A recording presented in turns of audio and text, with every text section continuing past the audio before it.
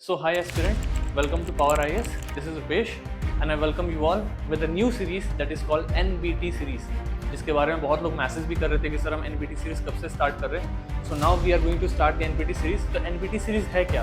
इसका नाम है नॉट बियॉन्ड दिस, मतलब इसके बाहर कुछ भी नहीं. That is why it is called NBT series. ये सीरीज इंपॉर्टेंट क्यों है? Let us discuss about this. So this is about NBT series not beyond this. अब देखो ये है क्या एक्चुअली में सीरीज. तो यूपीएससी में ना कुछ थेमेटिक एरियाज है, मतलब कुछ ऐसे एरियाज है जहां से यूपीएससी बार बार क्वेश्चंस पूछती है.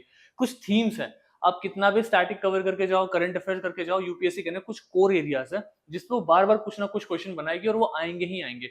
उनको हम यूपीएससी में थीम्स कहते हैं. आपने बहुत बार कुछ ऐसे कैंडिडेट्स को देखा होगा जिनका हर बार प्रीलिम्स निकल जाता है या मेंस निकल जाता है, बिकॉज उनके ना थीम्स पे स्पेशल कमांड होता है. एक तो कॉन्सेप्चुअल क्लैरिटी हुआ जो आप एनसीईआरटी के थ्रू कर रहे हो. उसके बाद में एक थीम्स होते हैं. थीम्स जो एनसीईआरटी से क्रीमी पार्ट हम निकालते हैं जिसपे यूपीएससी बार बार क्वेश्चन पूछती है. Now let me explain you कि एक्चुअली में वो थीम्स कौन से और कैसे क्वेश्चंस आएंगे. फॉर एग्जांपल अगर मैं इकोनॉमी की बात करूं, राइट, तो इकोनॉमी मैथमेटिक एरियाज में क्या आएगा? इन्फ्लेशन. आप देखो यूपीएससी के क्वेश्चन में प्रीलिम्स में हर साल इन्फ्लेशन के ऊपर में दे आर आस्किंग क्वेश्चन.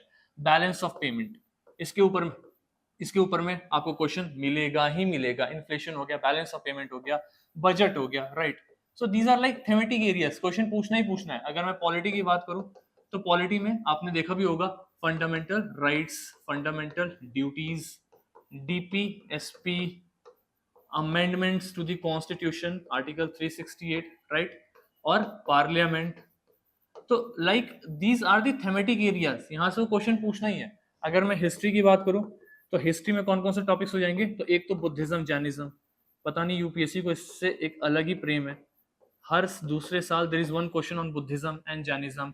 अगर आप एंशियंट की बात करो तो गुप्ताज क्वेश्चन पूछते ही है. आजकल वो पोस्ट मौर्य से क्वेश्चन पूछ रहे हैं जो थोड़ा सा ग्रे एरिया है, राइट, जहाँ पे बहुत सारे एम्पायर्स का ट्रांजिशन हुआ है. इन जगहों से क्वेश्चन आ रहा है हिस्ट्री में, राइट. इसके बाद से अगर आप देखो तो लेटर लेटर एंशियंट या फिर अर्ली मेडिवल वाला जो पार्ट है, यहाँ से यूपीएससी आजकल बहुत क्वेश्चन पूछ रही है. इसमें स्पेशली अगर मैं पॉइंट आउट करूं तो लेटर चोलास हो गए, राइट, या फिर और थोड़ा सा डिटेल में जाकर के देखे तो tripartite struggle, right, Rashtrakuta, Chalukyas, Cholas and all that. तो ऐसे ऐसे एरियाज जो है ना ये यूपीएससी के थीमेटिक एरियाज है. अगर हम मेडिवल की बात करें तो मेडिवल में क्या है थीमेटिक एरियाज? तो मेडिवल में वो आपसे क्वेश्चन पूछना आजकल दिल्ली सल्तनत के ऊपर. दिल्ली सल्तनत में भी स्ट्रेट फॉरवर्ड क्वेश्चंस नहीं आ रहे. दिल्ली सल्तनत के टाइम पे किसने किसने इन्वेजन किया, राइट, कौन से फॉरेन इन्वेजन थे, उनके ऊपर में क्वेश्चन आ रहे हैं. इसके बाद में एडमिनिस्ट्रेटिव सिस्टम के ऊपर में क्वेश्चन आ रहे हैं. इक्तादारी सिस्टम क्या था, जहांगीरदारी सिस्टम क्या था, जागीरदारी सिस्टम क्या था. मुगल्स में अगर हम देखें तो मानसाबदारी सिस्टम क्या था. तो ये एक्चुअली थीम्स है जहां पे आप देखो प्रीलिम्स में और मेंस में ना every second year there is a question and that is why they are the actual themes. अब बच्चे इन थीम्स को कवर करना कब स्टार्ट करते हैं? एग्जाम के एक महीने पहले, which is actually not the right time.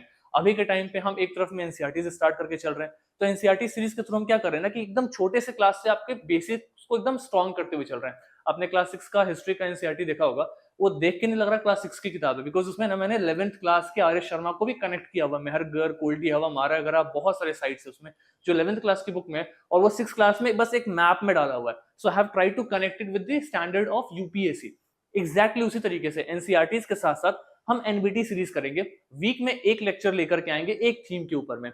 इसमें हम डिस्कस करेंगे एक पर्टिकुलर थीम को, एकदम बेसिक से स्टार्ट करेंगे. फॉर एग्जांपल आज मैं अगर लेट अस सपोज इकोनॉमी में बजट कवर करूंगा. बजट में कॉन्सेप्चुअल क्लैरिटी, रेवेन्यू क्या है, कैपिटल क्या है, रेवेन्यू एक्सपेंडिचर, कैपिटल एक्सपेंडिचर, उसके एग्जांपल्स, क्योंकि यहां से क्वेश्चंस बनते हैं. तो इसके लिए ना आपको एनसीईआरटी स्टैंडर्ड बुक्स नहीं पढ़ना. इस बजट वाले सेशन में या फिर एनबीटी सीरीज में हम जो भी कवर करेंगे उसमें हम करेंगे क्या कि कोई भी एक टॉपिक को एकदम बेसिक से एडवांस तक लेकर के जाएंगे. और उसके बाद में टेलीग्राम के चैनल पे पावर आईएएस पे मैं यूपीएससी के previous year question plus state PCS के प्रीवियस ईयर क्वेश्चन का एक लिस्ट दे दूंगा, प्लस एक क्वेश्चन मेंस का होगा. आपको उन क्वेश्चंस को अटेम्प्ट करना है और मेंस के क्वेश्चन को अटेम्प्ट करके आप वहीं पे अपना आंसर डाल देंगे. whenever I'll get time, the team will get time, we will do the value addition, right. उसमें value addition करेंगे और evaluation भी करेंगे. and let me tell you, all this is a free of cost initiative, no marketing, nothing. So this is a very very very productive session of NBT series, not beyond this. So let us try this series and let's see how productive this goes on. तो guys अगर हम आज का chapter start करें public finances in India, because आज हम budget start कर रहे हैं, तो बजट में भी टू बी प्रिसाइज अगर हम जाकर के देखें तो it is called public finance, right. तो आप हर साल बजट पढ़ते हैं, राइट, कि बजट आज ये आया, इस साल बजट ये आया, उस साल बजट ये आया। बजट के पहले इकोनॉमिक सर्वे आता है जो लास्ट ईयर की पूरी इकोनॉमी का सर्वे करके देता है, और बजट हम जो गवर्नमेंट लेकर के आती है वो नेक्स्ट ईयर के लिए लेके आती है कि अगले साल हम किन किन चीजों पे किस पोर्टफोलियो में कितना इन्वेस्टमेंट करेंगे। तो that is about the data. अब जो बजट का डाटा आता है ना वो हर साल चेंज होते रहता है, राइट। लेकिन जब हम बजट के स्टैटिक या कॉन्सेप्ट की बात करते हैं कि रेवेन्यू क्या है, कैपिटल क्या है, रेवेन्यू एक्सपेंडिचर क्या है, वो कॉन्सेप्चुअल पार्ट है, वो हमेशा स्टैटिक रहेगा और वहां पे क्वेश्चन बनते हैं हर साल। तो आज के हम क्लास में बजट को थोड़ा सा डिटेल में कवर करेंगे, थोड़े पेशेंस के साथ में। जस्ट गिव मी 15-20 मिनट्स, 15 से 20 मिनट के अंदर में पूरा पूरा बजट खोल दूंगा आपके सामने। आप खुद एग्जांपल से बताएंगे कि कौन सा टॉपिक किसके अंदर में जाएगा। So let's start here. अगर मैं एक सिंपल से लैंग्वेज में पूछूं कि what do you understand by budget, तो आप क्या बोलोगे? For example like you are an aspirant, तो आपको घर से कुछ पैसा मिल रहा होगा, राइट, एंड आप उस पैसे को एक्सपेंड कर रहे होगे, कहीं ना कहीं एक्सपेंडिचर में यूज कर रहे होगे, और फिर आपको जो पैसा आ रहा है और आपका जो एक्सपेंडिचर है, आप दोनों को बैलेंस करने की कोशिश कर रहे होगे, right. And that is what the government does. Government भी पैसा एलोकेट करती है अलग अलग मिनिस्ट्रीज में, तो जो पैसा एलोकेट किया जाता है that is called the budget. अब देखो, हमेशा गवर्नमेंट का ना बजट डेफिसिट ही हो जाता है। क्यों? क्योंकि जितना एलोकेट हम करते हैं उससे ज्यादा हमारे एक्सपेंडिचर है। तो लास्ट में हम बजट को न्यूट्रल करते हैं, राइट, उसको कैसे भी करके बैलेंस करके न्यूट्रल दिखाते हैं on the papers. We try to make it a zero budget. उसका भी रीजन है, I tell you why, but the first and important reason है कि बजट होता क्या है। तो अगर आप बजट को थोड़ा सा डिटेल में पढ़ोगे तो जो डेफिनेशन है वो कहता है कि budget is an annual financial statement. बहुत सिंपल है, I am repeating again, annual financial statement. साल भर का जो फाइनेंशियल स्टेटमेंट है ना that is called the budget. मतलब एक साल में आप कौन सा पैसा कहां लगा रहे हो, that is the budget, right. किस तरीके से? तो जो आपका इनकम है, जो पैसा आ रहा है, और जो आपका एक्सपेंडिचर है, जो पैसा जा रहा है, इन दोनों के बीच का जो आप पूरा का पूरा एक बैलेंस बना के रख रहे हो, पूरा का पूरा एक डॉक्यूमेंट तैयार कर रहे हो पूरे साल का, that is document is called the budget, right. Now another important चीज कि चूंकि इंडिया एक डेमोक्रेटिक कंट्री है, प्लस इंडिया एक फेडरल इकोनॉमी में बिलीव करता है। What is this federal economy? ये की टर्म्स इंपॉर्टेंट है मेंस के लिए। फेडरल इकोनॉमी मतलब एक ऐसी इकोनॉमी जहां पे पूरी की पूरी इकोनॉमी सेंट्रलाइज नहीं है, अलग अलग लेवल्स पे डिवाइडेड है। फॉर एग्जांपल सेंट्रल गवर्नमेंट एक अलग बजट लेकर के आती है, उसकी इकोनॉमी अलग है। State governments same budget state में एक अलग तरीके से लेकर के आती है। So that is why it is called federal economy. तो अगर फेडरल इकोनॉमी की बात करो, right, since India is a federal economy, तो इसीलिए जो पब्लिक बजट है ना इंडिया में, वो हम 2 लेयर्स में लेके आते हैं। This is very very important. कितने लेयर्स में लेके आते हैं गाइस? 2 लेयर्स में लेके आते हैं। एकदम बेसिक से स्टार्ट कर रहे हैं और अभी with in few minutes you will understand the entire budget. तो अगर आप 2 लेयर्स में लेकर के आ रहे हो तो जाहिर सी बात है कि गवर्नमेंट कुछ भी करेगी तो according to the constitution it has to follow the provisions. तो कॉन्स्टिट्यूशन क्या कहता है? तो कॉन्स्टिट्यूशन में 2 इंपॉर्टेंट आर्टिकल्स है, एक है आर्टिकल 112 और एक है आर्टिकल 202, राइट। 112 क्या कहता है कि union budget under article 112 to parliament, मतलब पार्लियामेंट में जो यूनियन बजट आता है वो आर्टिकल 112 के तहत आता है, और सेम स्टेट पार्लियामेंट में जो स्टेट लेजिस्लेचर्स है वो स्टेट के लिए अपनी जो बजट लेकर के आती है वो आर्टिकल 202 के अकॉर्डिंग लेके आते हैं। मतलब अगर सेंट्रल गवर्नमेंट बजट लेकर के आ रही है पूरे देश के लिए तो किस आर्टिकल के थ्रू लेके आएगी? Article 112 on A parallel line. क्योंकि फेडरल इकोनॉमी है तो स्टेट गवर्नमेंट्स भी बजट लेकर के आएंगी, तो स्टेट गवर्नमेंट किस आर्टिकल के थ्रू लेकर के आएंगे guys? So it will be article 202। बहुत बेसिक्स है, हो सकता है कि प्रीलिम्स में टैप करने के लिए आपको थोड़ा सा आर्टिकल का हेरफेर कर दिया जाए, एक आर्टिकल ऊपर एक आर्टिकल नीचे, तो उसमें दिक्कत ना हो। Now see, this is the entire definition division of budget, right. अब इस बजट के डिवीजन को एक्सप्लेन करने से पहले ना मैं थोड़ा सा आपको पहले खुद से इसको लिख के समझाता हूँ ताकि चीजें और इजी हो। देखो, जो बजट है ना इसको 2 पार्ट में डिवाइड किया गया हुआ है। Now let's be little quick. एक है रेवेन्यू बजट और दूसरा है कैपिटल, राइट। अब देखो, जो रेवेन्यू है या कैपिटल है, कोई भी बजट है तो बजट में हमेशा 2 चीज होता है, एक रिसिप्ट और दूसरा एक्सपेंडिचर। एक पैसा आ रहा है और एक पैसा जा रहा है। तो हम रेवेन्यू में भी हमारा क्या होगा? रिसिप्ट होगा, राइट, और रेवेन्यू में भी हमारा क्या होगा? एक्सपेंडिचर होगा। On a parallel line capital में भी क्या होगा? हमारा रिसिप्ट होगा, और कैपिटल में भी क्या होगा? हमारा एक्सपेंडिचर होगा, राइट। एकदम बहुत ही क्लियर है। नाउ अब मैं आपसे पूछूं कि गवर्नमेंट जो है वो हर महीने लोगों को सैलरी दे रही है, राइट। तो वो जो पैसा जो गवर्नमेंट दे रही है या फिर पेंशन दे रही है वो किसका पार्ट है? रेवेन्यू का पार्ट है, कैपिटल का पार्ट है, रिसिप्ट का पार्ट है, एक्सपेंडिचर का पार्ट है। So there is some trick जिसको हम समझेंगे। इसको समझने के लिए ना हमें 2-3 चीज को समझना बहुत इंपॉर्टेंट है। वो 2-3 चीज क्या है? तो एक तो रेक्यूरिंग, RECU I'm sorry if I'm committing some spelling mistake, but second is asset liability, and next is profit loss account. देखो ये थोड़ा सा यहाँ पे कॉन्सेप्चुअल है, बस हल्का सा इसको समझना है, इसके बाद से things will be very very easy. देखो आप जो कहते हो ना कि हमने इतना रिवेन्यू जनरेट किया, वो जो आप रिवेन्यू जनरेट करने की बात कर रहे हो और यहाँ पे जो हम रिवेन्यू की बात कर रहे हैं ये अलग है। ये रिवेन्यू बजट का एक पार्ट है, इसको उस रिवेन्यू से मत कंपेयर करना कि कितना पैसा जनरेट हो रहा है, रिवेन्यू जनरेट हो रहा है, that is a different revenue, this is a different revenue. So this is a revenue budget and this is the capital budget. अब इसमें हमने जैसा बताया कि एक रिसिप्ट एक एक्सपेंडिचर है, तो कैसे देखना है? अगर कहीं भी ट्रांजिशन हो रहा है पैसे का, राइट, अगर वो रेक्यूरिंग है, रेक्यूरिंग मतलब रिपीटेटिव इन नेचर, वो बार बार हो रहा है ट्रांजेक्शन एक फिक्स पीरियड ऑफ टाइम पे, तो हमेशा याद रखना वो रेवेन्यू का पार्ट है। Repeating the same thing again, यहां से देखो रेक्यूरिंग, अगर कोई भी ट्रांजेक्शन बार बार हो रहा है एक फिक्स पीरियड ऑफ टाइम पे, that is recurring in nature, right. And second is कि वो प्रॉफिट या लॉस क्रिएट कर रहा है। वो क्या क्रिएट कर रहा है गाइस? प्रॉफिट और लॉस, राइट। अगर वो रेक्यूरिंग है और वो प्रॉफिट एंड लॉस क्रिएट कर रहा है तो हमेशा वो रेवेन्यू का पार्ट होगा। एग्जाम्पल के रूप में, फॉर एग्जाम्पल आप गवर्नमेंट को टैक्स देते हो, राइट। तो अगर आप गवर्नमेंट को टैक्स दे रहे हो तो गवर्नमेंट के लिए टैक्स एक रिसीप्ट है, राइट। अब आप सपोज करो इनडायरेक्ट टैक्स दे रहे हो गवर्नमेंट को, तो आप जब भी कोई सामान खरीदोगे, एक पार्ले जी के बिस्किट भी खरीद रहे हो, तो आप उसमें गवर्नमेंट को टैक्स दे रहे हो। आपने 10 पैकेट खरीदा, आप 10 बार टैक्स दोगे, 20 पैकेट खरीदा, 20 बार टैक्स दोगे, 50 पैकेट खरीदा, 50 बार टैक्स दोगे, राइट। तो ये क्या है? This is recurring in nature, right. This is repetitive, ये बार बार रिपीट हो रहा है, नेचर है, रिपीटेटिव है, तो किसका पार्ट है? वो रेवेन्यू का पार्ट है। Very simple, it is clear. अगर हम एक्सपेंडिचर की बात करें, गवर्नमेंट सैलरी दे रही है आपको, राइट। अब वो सैलरी हर महीने दे रही है after fix period of time, हर 30 दिन पे आपको सैलरी देगी।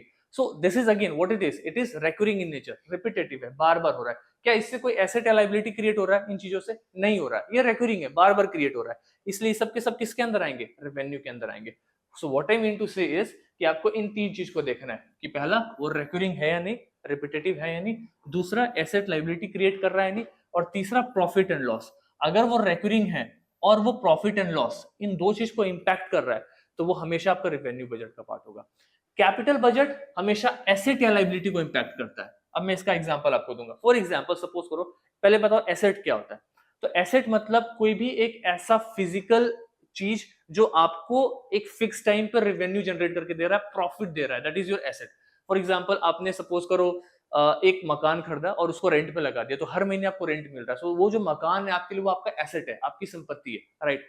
लायबिलिटी को हिंदी में बोलते हैं दायित्व, मतलब you are suppose to pay that amount, suppose to pay that thing to someone, that is the liability. For example आपने लोन ले लिया, आपको लोन चुकाना है।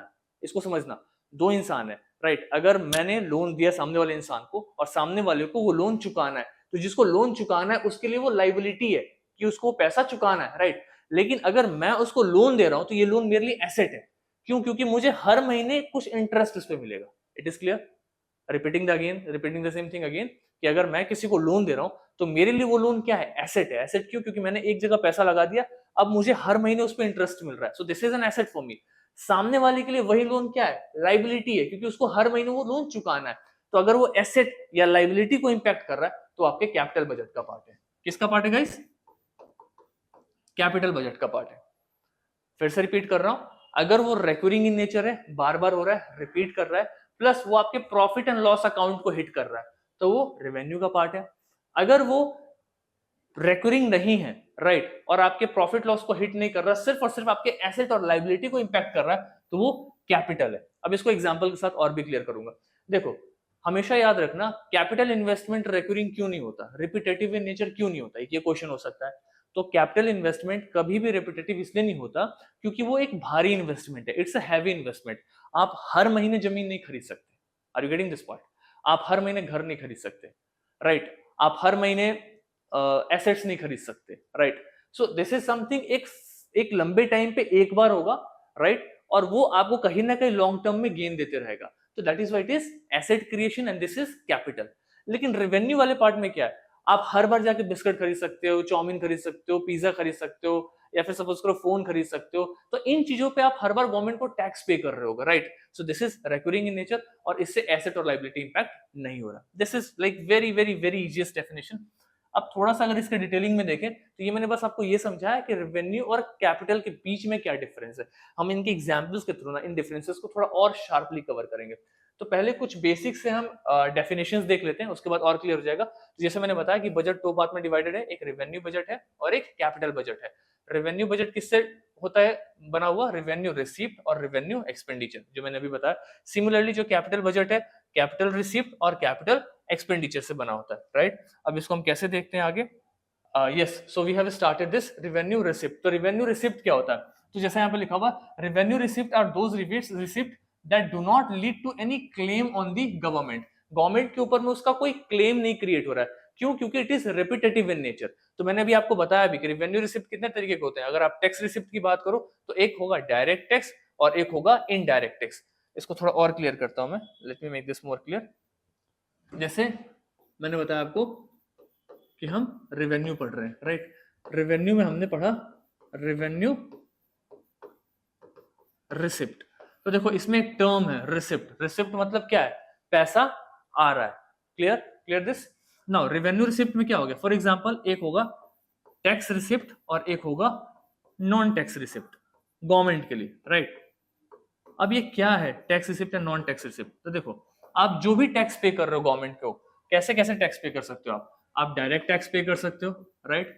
आप इनडायरेक्ट टैक्स पे कर सकते हो, राइट। आप ये जो भी पैसा गवर्नमेंट के पास में जा रहा है, राइट, ये बार बार जा रहा है, this is recurring in nature, right. ये गवर्नमेंट के प्रॉफिट एंड लॉस को इंपैक्ट कर रहा है। अगर गवर्नमेंट के पास टैक्स जा रहा है तो गवर्नमेंट का profit, it is like a net increase in the amount of money, तो it is like impacting the profit. अगर आप गवर्नमेंट को टैक्स नहीं दे रहे हो तो गवर्नमेंट को कहीं ना कहीं लॉस हो रहा है उससे, तो ये प्रॉफिट एंड लॉस अकाउंट का पार्ट बन रहा है। और दूसरा ये रेक्यूरिंग है, आप हर महीने टैक्स दे रहे हो। फॉर एग्जांपल आप इनडायरेक्ट टैक्स कोई भी चीज खरीद रहे हो तो आप जितनी बार खरीदोगे उतने बार आपको टैक्स देना है। आप डायरेक्ट टैक्स की बात कर रहे हो तो आप हर साल एक फिक्स पीरियड में आप इनकम टैक्स गवर्नमेंट को भरोगे, राइट। एक फिक्स पीरियड में आपको बार बार भरना है। तो इसके एग्जांपल्स क्या क्या हो जाएंगे डायरेक्ट टैक्स के अंदर में? तो इसका हो जाएगा इनकम टैक्स, इसका हो जाएगा कॉर्पोरेट टैक्स, जो बड़ी बड़ी कंपनीज भरती हैं, कॉर्पोरेट टैक्स भी इसके अंदर आ जाएगा, इनकम टैक्स भी इसके अंदर आ जाएगा। और क्या आ जाएगा इसके अंदर? आ जाएगा इस वेल्थ टैक्स, राइट, जो गवर्नमेंट को आप वेल्थ टैक्स दे रहे हो। तो ये सब के सब डायरेक्ट टैक्स का पार्ट है। इनडायरेक्ट टैक्स में क्या क्या आ जाएगा? तो लाइक इनडायरेक्ट टैक्स में आपने पढ़ा है जीएसटी आ जाएगा। One of the best example is GST. आप अलग अलग स्लैब्स का टैक्स ले रहे हो अलग अलग टाइम पे, so that is a part of indirect tax. तो ये जो भी पैसा ये गवर्नमेंट के लिए क्या है? रिसिप्ट है, गवर्नमेंट को पैसा आ रहा है। Again repeating the same thing, ये रेपिटेटिव इन नेचर है। आप जितने बार कोई भी चीज खरीदोगे आप पेमेंट करोगे, आप जितने बार कमाओगे आप उतने बार गवर्नमेंट को टैक्स पे करोगे, राइट। तो ये पूरे के पूरे रिपीटेटिव है, इसलिए किसके अंदर है? ये है रेवेन्यू के अंदर में। Clear on this? एंड चूंकि ये पैसा गवर्नमेंट के पास आ रहा है, रिसिप्ट, तो ये क्या है? Revenue receipt. I think this is clear. तो देखो वो डेफिनेशंस मैंने इसलिए दिया था ताकि आप अपने आंसर्स में उनको इनकॉर्पोरेट कर सको, और इसके थ्रू मैं आपको कॉन्सेप्ट्स और क्लियर करने की कोशिश करूंगा। अभी मैं लास्ट में आपको कुछ एग्जांपल्स कराऊंगा, जिसके बाद budget will be on finger tips. तो जैसे अगर हमने रेवेन्यू रिसिप्ट की बात की, तो अगर हम इसी तरीके से रेवेन्यू एक्सपेंडिचर की बात करें, तो रेवेन्यू एक्सपेंडिचर, अब रेवेन्यू एक्सपेंडिचर में भी अलग अलग टाइप होता है। एक होता है प्लान एक्सपेंडिचर, एक होता है नॉन प्लान एक्सपेंडिचर। अब बहुत अंदर फाइन डिटेलिंग्स करने की जरूरत नहीं है कि क्या है प्लान एक्सपेंडिचर, क्या है non plan expenditure. Rather than that क्या इंपॉर्टेंट है वो ये कि किस तरीके से ये दोनों रेवेन्यू एक्सपेंडिचर का पार्ट बन रहा है। That is very very important. जैसे फॉर एग्जांपल अगर आप प्लान एक्सपेंडिचर की बात करो, तो प्लान एक्सपेंडिचर में क्या क्या आ सकता है? आप लोगों को क्या दे रहे हो? सैलरी दे रहे हो, राइट। आप पेंशन दे रहे हो, तो ये सैलरी हो गया, ये पेंशन हो गया, ये हर महीने आप लोगों को दे रहे हो, right. So this is something like you have to pay this is your expenditure. Government के खाते से ये पैसे कट रहे हैं, और चूंकि ये रिपीटेटिव है, हर फिक्स पीरियड ऑफ टाइम पे बार बार रिपीट हो रहे हैं, that is why they are part of revenue expenditure, right. This is just a very very basics definition. तो यही है रेवेन्यू एक्सपेंडिचर। रेवेन्यू एक्सपेंडिचर क्या है? तो it is expenditure incurred for the purpose other than creation of physical और financial asset of the government. जैसा मैंने कहा था, याद करो वो 3 वर्ड मैंने लिखवाए थे, I am repeating the same thing. क्या वो आपका एसेट या लाइबिलिटी क्रिएट कर रहा है? तो रेवेन्यू वाले में एसेट लाइबिलिटी क्रिएशन नहीं हो रहा है, पहली बात। Clear on this? दूसरा, क्या वो रिपीटेटिव है? तो रेवेन्यू वाले में यस वो रिपीटेटिव है, वो ट्रांजेक्शन बार बार होगा, that is repetitive in nature.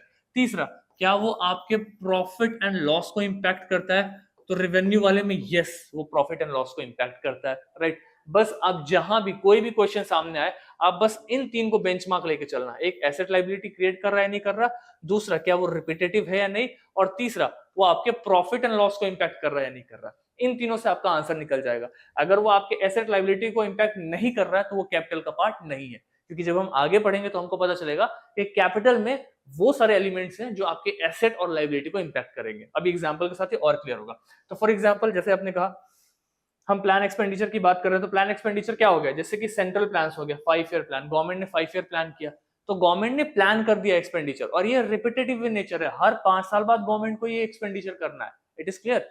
So that is why it is a part of plan expenditure. किसके अंदर, रेवेन्यू के अंदर। क्यों रेवेन्यू के अंदर, क्योंकि ये रिपीटेटिव है। It is clear everyone. बहुत सारी चीजें हैं जो नॉन प्लान एक्सपेंडिचर के अंदर में आ रही है। फॉर एग्जांपल आप सब्सिडी दे रहे हो, तो subsidy is a part of non plan expenditure.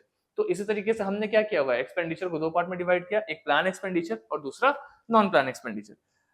अब अगर हम दूसरी जगह पे जाएं तो दिस इज कैपिटल रिसिप्ट। देखो अभी तक हमने क्या कवर किया, एक बार क्विक रिवीजन करते हैं उसका, उसके बाद आगे चलेंगे। हमने भी कवर किया रेवेन्यू, राइट। रेवेन्यू में हमने दो चीज को कवर किया, एक था रेवेन्यू रिसिप्ट और दूसरा था revenue expenditure. Clear on this. चलो रेवेन्यू रिसिप्ट के अंदर में हमने क्या कवर किया, तो रेवेन्यू रिसिप्ट में हमने कवर किया कि रिसिप्ट किस तरीके से थे, एक थे टैक्स रिसिप्ट और एक था guys non tax receipt, right. Expenditure planned expenditure और एक है नॉन प्लान्ड एक्सपेंडिचर, राइट। अब जो भी रिसिप्ट है, जो भी एक्सपेंडिचर है रेवेन्यू का, उसमें क्या क्या फीचर दिखेंगे। सबसे पहला फीचर वो रिपीटेटिव होगा, वो बार बार रिपीट करेगा, राइट। दूसरा इंपॉर्टेंट फीचर क्या है, वो आपके प्रॉफिट एंड लॉस अकाउंट में मेंशन करेगी government. It is always mention in profit and loss account पे, राइट। तो ये हमने कवर किया। फॉर एग्जांपल सैलरी, गवर्नमेंट हर साल सैलरी दे रही है, हर महीने सैलरी दे रही है, तो जो सैलरी दे रही है ये एक्सपेंडिचर का पार्ट है गवर्नमेंट के लिए या रिसिप्ट का पार्ट है। सिंपल है, एक्सपेंडिचर का पार्ट है। क्यों, क्योंकि गवर्नमेंट ये सैलरी हर महीने दे रही है, पेंशन हर महीने दे रही है। तो पेंशन आपका सैलरी गवर्नमेंट के लिए पेंशन रिसिप्ट है या फिर गवर्नमेंट के लिए एक्सपेंडिचर है, एक्सपेंडिचर है, क्योंकि उसको हर महीने पैसा देना पड़ रहा है, राइट। सब्सिडीज हर महीने गवर्नमेंट क्या कर रही है, पैसा दे रही है, तो आप उनका वो रिसिप्ट है या फिर एक्सपेंडिचर है, तो ऑब्वियसली एक्सपेंडिचर है, राइट। It is clear. और वो हर महीने रिपीटेटिव इन नेचर है, राइट। उनके प्रॉफिट लॉस अकाउंट पे मेंटेन किया जाएगा, इसलिए वो किसका पार्ट है, रेवेन्यू का पार्ट है। I think there is no issue in this part. अब रेवेन्यू के बाद ना एक आता है कैपिटल। कैपिटल वाला ना बहुत आसान है, राइट। कैपिटल वाला आसान क्यों है, क्योंकि देखो कैपिटल वाला एक तो एकदम उल्टा है उसका, नॉन रिपीटेटिव, राइट।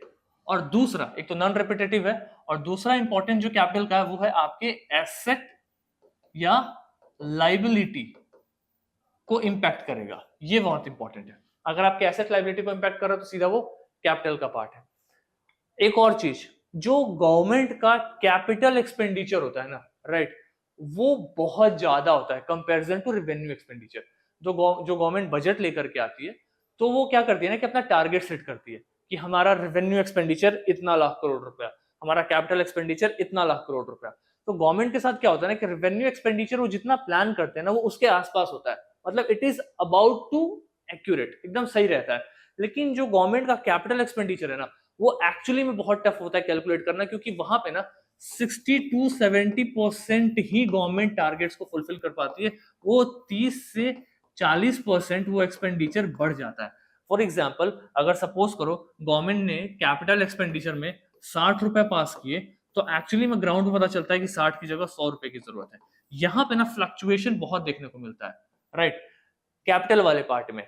क्यों ऐसा, क्योंकि कैपिटल एक्सपेंडिचर से हम क्या कर रहे हैं, एसेट क्रिएट कर रहे हैं। देखो कैपिटल एक्सपेंडिचर मतलब एक ऐसा एक्सपेंडिचर, एक ऐसा खर्चा जिससे गवर्नमेंट एसेट बना रही है।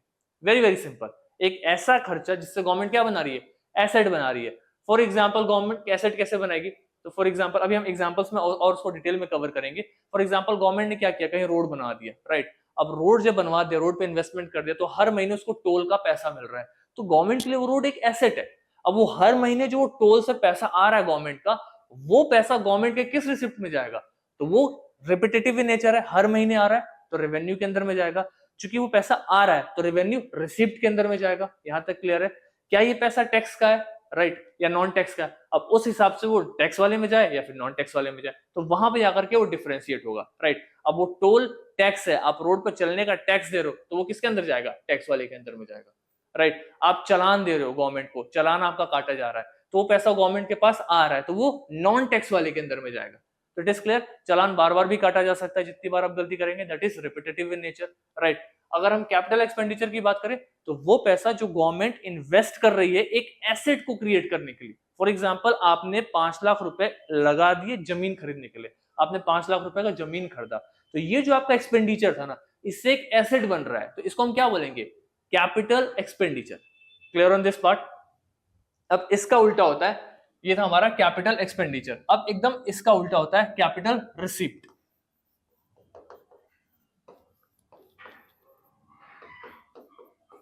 देखो कैपिटल रिसीप्ट के अंदर में क्या होता है?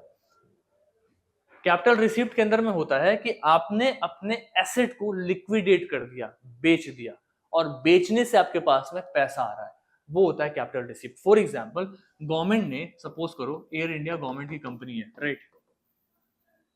नाउ लेट अस सपोज कि गवर्नमेंट बोल रही है कि मैं एयर इंडिया का ना 40% शेयर बेच रही हूं, सेल आउट कर रही हूं। It is just an example, right. Government ने कहा कि मैं 40% शेयर बेच रही हूँ एयर इंडिया का। अब एयर इंडिया में पहले गवर्नमेंट का सपोज करो स्टेक कितना था? 100% था। इसको बेचने के बाद स्टेक कितना हो गया? 60% हो गया। तो राइट, इसको बेचने से ये जो 40% बेचा गया, उससे जो पैसा आया वो क्या होगा? गवर्नमेंट का कैपिटल रिसीप्ट। मतलब the money that you are getting out of dissolving the asset, एक ऐसा पैसा जो आपके संपत्ति को हटाने पे आपके पास में आ रहा है, that is your capital receipt. एकदम इसका उल्टा क्या था? Capital expenditure. एक ऐसा पैसा जो आप इन्वेस्ट करके अपना एसेट क्रिएट कर रहे हैं, राइट। अगर एसेट क्रिएट कर रहे हैं उस पैसे से, तो दैट इज कैपिटल एक्सपेंडिचर। वो पैसा आपने एक्सपेंडिचर करके एसेट क्रिएट किया, राइट। अब उसी एसेट को आपने सेल आउट कर दिया, तो उस सेल आउट करने के बाद जो आपके पास में पैसा आया, that is capital receipt. There is a difference. It is clear everyone? अब ये कैपिटल रिसीप्ट या कैपिटल एक्सपेंडिचर, ये दोनों की खासियत क्या है? तो ये मैंने पहले ही बार बता दिया कि both of them are what? They are non repetitive, number 1। Second, they impact asset and liability of the government. Cut to revenue, अगर रेवेन्यू पे जाते हैं तो रेवेन्यू हमने क्या पढ़ा था? They are repetitive in nature, they affect the profit and loss account of the government. ये I think now this is very very clear. आपको एक शार्प डिफरेंस दिख रहा होगा, कैपिटल में क्या डिफरेंस है एंड रेवेन्यू में क्या डिफरेंस है। It is clear everyone?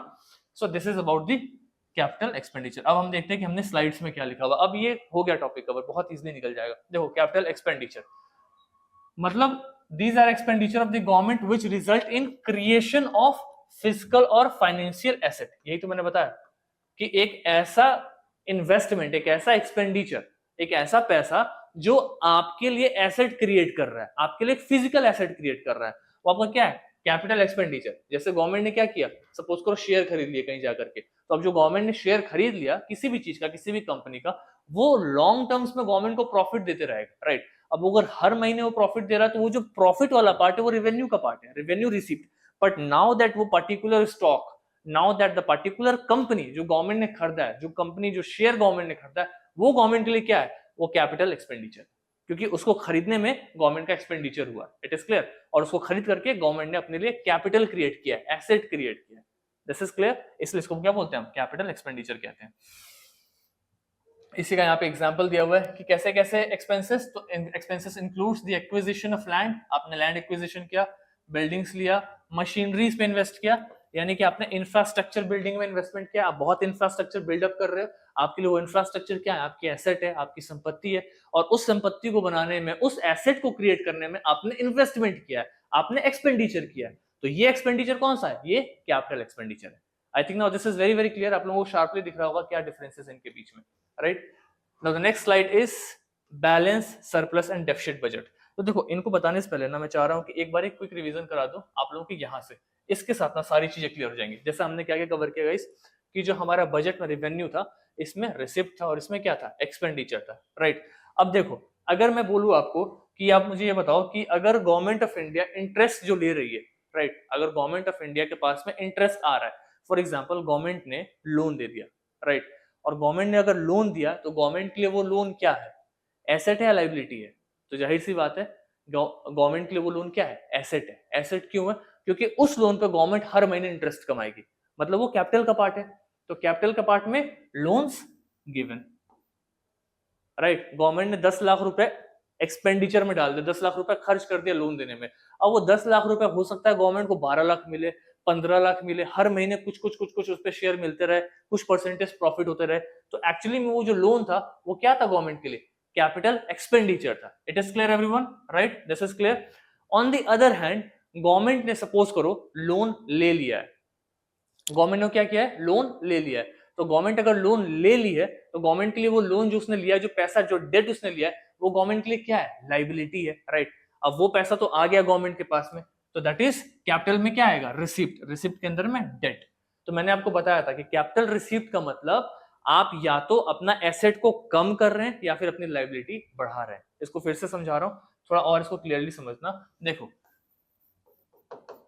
Capital receipt, capital receipt के अंदर में ना हमेशा याद रखना एक चीज बहुत कॉमन है कि या तो आपका जो एसेट है ना ये डिक्रीज हो रहा है, राइट, या फिर आपकी जो लाइबिलिटी है ये इंक्रीज हो रही है। इस चीज को ध्यान में रखना। कैसे? आओ एग्जांपल्स के साथ करके देखते हैं। देखो, आपने कर्ज लिया मार्केट से, आपने मार्केट से डेट लिया, इंटरनल या एक्सटर्नल, देश के अंदर से पैसा लिए कर्ज में या फिर आपने विदेश से कर्ज लिया। अब आप जो कर्ज ले रहे हो आपके लिए एसेट है लाइबिलिटी है? ऑब्वियस सी बात है लाइबिलिटी है, आपको पैसा चुकाना है, इंटरेस्ट के साथ चुकाना है, आपका दायित्व है वो, राइट। तो वो क्या कर रहा है, आपकी लाइबिलिटी को बढ़ा रहा है। Clear on this? It is clear, right. जैसे डिसइन्वेस्टमेंट, नॉन डेट में अगर हम बात करें, डिसइन्वेस्टमेंट फॉर एग्जाम्पल, आपने भी, मैंने एग्जाम्पल दिया था आपको कि एयर इंडिया का 40% शेयर आपने क्या कर दिया, बेच दिया, आपने डिसइन्वेस्टमेंट कर दिया। तो आपका जो एसेट था 100%, अब 40% बेच दिया तो कितना हो गया, 60%, यानी कि आपका एसेट कम हो गया।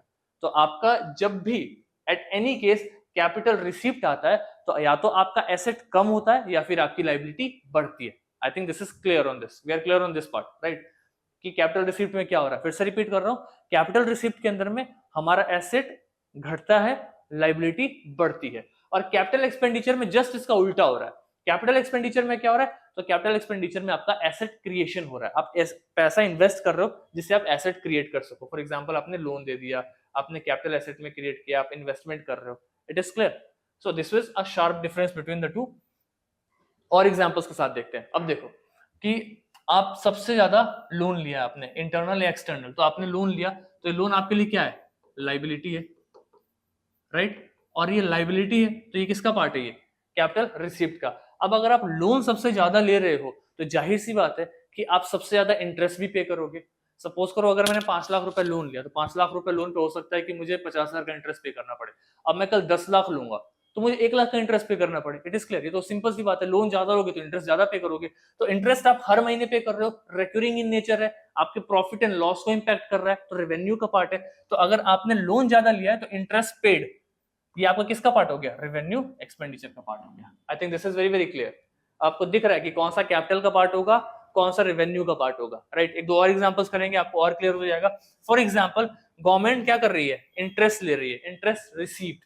अब देखो, गवर्नमेंट ने लोन दिया, राइट। अब मैं यहाँ की इसकी बात करता हूँ, गवर्नमेंट ने क्या किया, लोन दिया।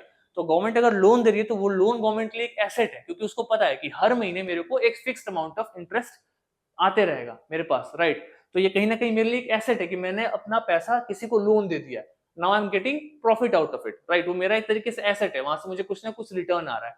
अब वो जो रिटर्न आ रहा है वो हर महीने आ रहा है, राइट। प्लस मतलब it is recurring in nature, plus it is affecting your profit and loss. तो वो क्या हो जाएगा, आपका रेवेन्यू का पार्ट हो जाएगा। तो वो रेवेन्यू का पार्ट किसके अंदर आएगा, वो पैसा आ रहा है इसलिए वो रिसिप्ट का पार्ट आएगा।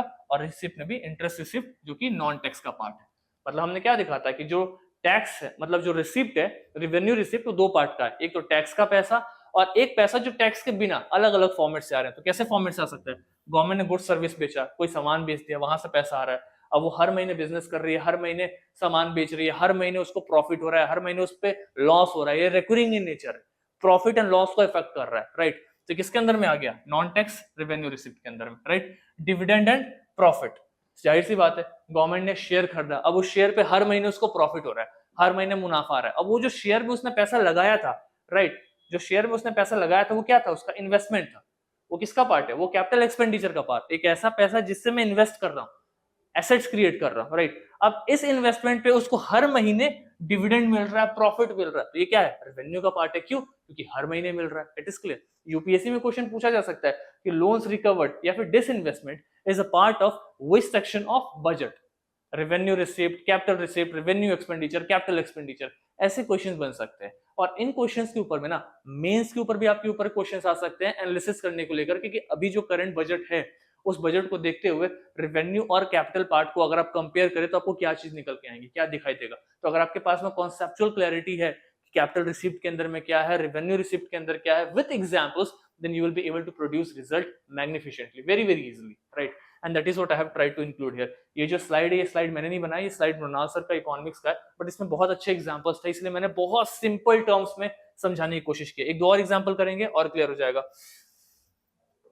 जैसे सब्सिडी हो गया, या फिर सपोज करो जैसे पेंशन हो गया, राइट। पेंशन का पैसा हर महीने देना है, right, repetitive in nature, government के प्रॉफिट लॉस को इफेक्ट कर रहा है, हर महीने देना ही है, राइट, प्रॉफिट नहीं है, लॉस ही लॉस है, इसलिए गवर्नमेंट पेंशन बंद करने जा रही है।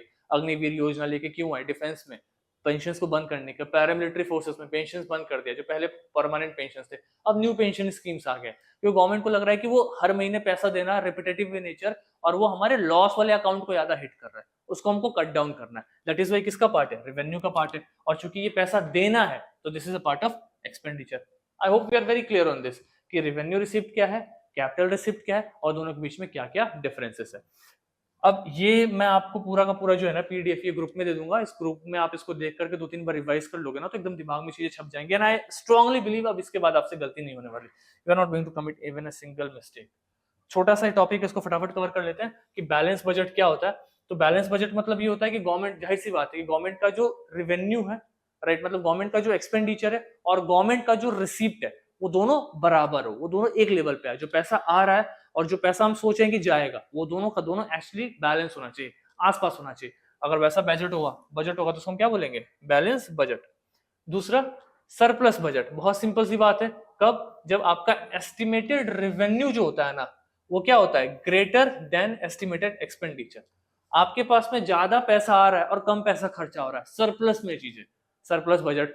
ये मतलब ये बस कॉपी में ही रहने वाली कॉन्सेप्ट है, आज तक कभी भी गवर्नमेंट का सरप्लस बजट नहीं हुआ है। हमेशा जितना हम पैसा एलोकेट करते हैं ना उससे ज्यादा खर्च हो जाता है, लास्ट में हमको बैलेंस को न्यूट्रल दिखाने के लिए जीरो करना पड़ता है। तो सरप्लस बजट तो गवर्नमेंट के लिए एक सपना ही है, right. Estimated revenue is greater than estimated expenditure. और जस्ट इसका उल्टा क्या होगा, डेफिसिट बजट। डेफिसिट बजट मतलब जहां पे एक्सपेंडिचर हमेशा ज्यादा है एक्सपेक्टेड रेवेन्यू से, राइट, मतलब आपके खर्चे ज्यादा हैं, आपकी कमाई कम है, राइट, तो आपका डेफिसिट होगा।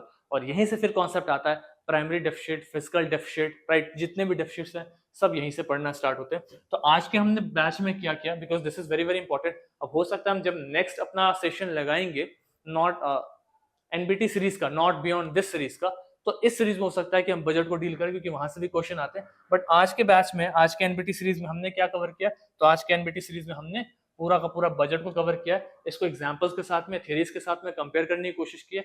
अब इस बजट के ऊपर में, जैसा मैंने एकदम फर्स्ट स्लाइड में बताया था, let me make it more clear कि हम क्या कर रहे हैं। So we are doing this NBT series. तो मैंने फर्स्ट स्लाइड में बताया था कि हम इसमें हॉलिस्टिक कवरेज करेंगे, मतलब एक एक टॉपिक को पूरा 360 कवर करने की कोशिश करेंगे, राइट, स्टैंडर्ड बुक्स के साथ में प्लस एनसीईआरटीज के साथ में। और पीवाईक्यू, जो भी टॉपिक कवर हो गया इसका हम पीवाईक्यू सॉल्व करेंगे। एटलीस्ट 5 प्रीलिम्स के क्वेश्चन तो हम हर दिन करेंगे, और टॉपिक कवर होने के बाद में हम एटलीस्ट एक मेंस का क्वेश्चन हर दिन करेंगे। मतलब अब जब तक नेक्स्ट हम एनबीटी सीरीज का कोई लेक्चर नहीं लेके आते, तब तक इस टॉपिक से रिलेटेड पूछे गए प्रीलिम्स में, स्टेट पीसीएस और यूपीएससी में जितने क्वेश्चन थे, will try to solve that. और एक मेंस का क्वेश्चन हम डेली बेसिस पे करेंगे, यानी कि अगर हम नेक्स्ट वीक लेके आ रहे हैं तो एटलीस्ट 5 क्वेश्चन मेंस के हम तब तक लिख चुके होंगे इस टॉपिक के ऊपर में। ये सब के सब मैंडेटरी आंसर है। अगर आप इस वीडियो को देख रहे हैं, आई हम्बली रिक्वेस्ट यू कि आप मैंडेटरी इस पे पार्टिसिपेट करें, आंसर राइटिंग जरूर करें, only then this is beneficial, otherwise this will be a waste. And trust me, ये सब पता है लोग कब करते हैं, एग्जाम आ रहा है, सामने है, अब क्या करें, अब सिलेबस भी कंप्लीट नहीं हो पाया तो चलो थीम्स कवर कर लेते हैं। अभी हमारे पास बहुत अच्छा टाइम है, सितंबर का एंड चल रहा है, हमने अभी से थीम्स पकड़ लिया, हमने अभी से एनसीईआरटीज पकड़ लिया। ट्रस्ट में दिसंबर आते आते ना आपके पास में आपका प्री और मेंस हाथ में होगा, राइट। जनवरी से मैं स्पेशल सेशन से स्टार्ट करूंगा प्रीलिम्स को लेकर के, ऐसे ऐसे लोग को लेकर के आऊंगा जिन्होंने 5-5 बार प्रीलिम्स क्लियर किया हुआ है। दे विल टेल यू कि क्या ट्रिक वो अपनाते हैं, क्या मेथड अपना रहे हैं ऑप्शन एलिमिनेट करने में, उसके बाद एग्जाम नहीं रुकेगा। All this is a free initiative, that is why I strongly request all of you कि आप इसको ना देखो, ट्राई टू यूज दिस। और ग्रुप में ना मैं इसकी पीडीएफ डाल दूंगा, तो वहां से इन क्वेश्चंस को लगाना जरूर। और मैं ग्रुप बना रहा हूँ जहाँ पे आपके आंसर राइटिंग हम पर्सनली इवैल्यूएट करेंगे पीडीएफ के फॉर्म में, आपको ऑनलाइन इवैल्यूएट करके हम आपका आंसर दे देंगे। इसलिए मैंने यहाँ पे ज्यादा बड़ा कमिटमेंट नहीं किया, 2 answer 4 answer, 1 answer. I think उतना हम करने के लिए सक्षम है, और आई थिंक अगर आप उतना डेली बेसिस पे करें तो इंप्रूवमेंट के लिए बाय दिसंबर वो भी मोर देन इनफ है, राइट। तो इसको हम कवर अप करेंगे, and as I said this is a free initiative. Frequency क्या होगी, तो एज ऑफ नाउ हम वीक में एक ही एनबीटी सीरीज लेकर के आएंगे, जैसे हमने भी कवर अप किया हुआ। So guys, this was a complete video about economics, the conceptual understanding. I hope you have understood this. So see you soon in the next video. Till then, take care, and yes, we can make it. Power IAS. Thank you so much.